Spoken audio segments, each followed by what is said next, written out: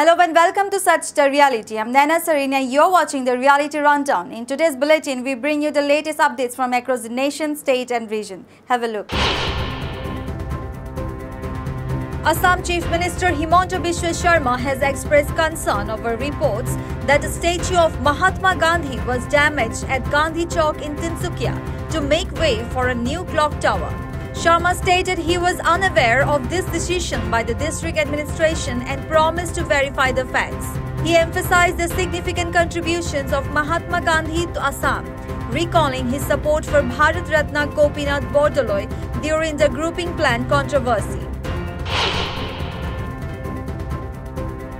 Assam Chief Minister Himanta Biswa Sharma has unveiled significant enhancements to the state's college scholarship program, addressing feedback from educational institutions and benefiting millions of students from low-income families. Under the new system, scholarship funds will be directly deposited into college bank accounts at the time of admission, streamlining operations and alleviating financial pressures on institutions. So far, 19 lakh students have benefited from the scheme.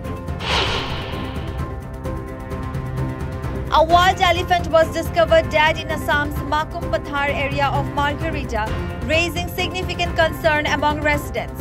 The elephant had been causing disturbances by breaking into homes in search of food over the past few days. The sudden death of the animal has left the community in shock. Locals expressed uncertainty about the cause of death and noted that no arrangements had been made to address the situation. The Meghalaya police have issued an urgent alert about a new scam targeting residents. Fraudsters are sending deceptive emails and messages impersonating the office of the Director General of Police of Meghalaya. In a statement posted on Twitter, the police warned scammers are sending messages that appear to be from the desk of the DGP Meghalaya, attempting to deceive people and extort money. The scam involves fake summons accusing recipients of visiting illegal websites and threatening legal action.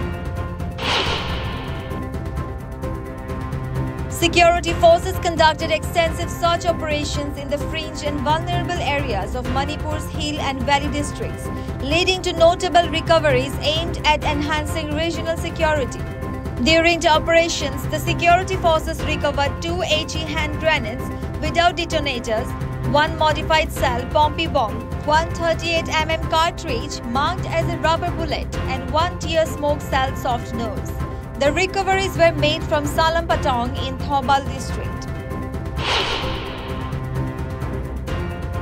Arunachal Pradesh is grieving the loss of Rupchi Taku, widely recognized as Pukumon in the digital realm, who tragically passed away at 26. Taku fell from the 4th floor of a rented residence on Thursday evening. Capital Superintendent of Police Rohit Rajbir Singh confirmed that Taku was rushed to RK Mission Hospital but succumbed to her injuries.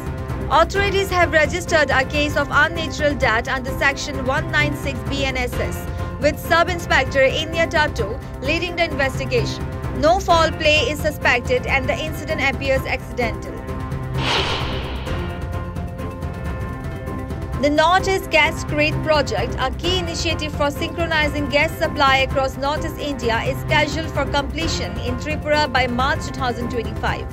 The project, managed by Indradhanush Gas Grid Limited and involving GAIL, IOCL, OIL, NRL and ONGC, includes laying a 253-kilometer pipeline across 7 districts.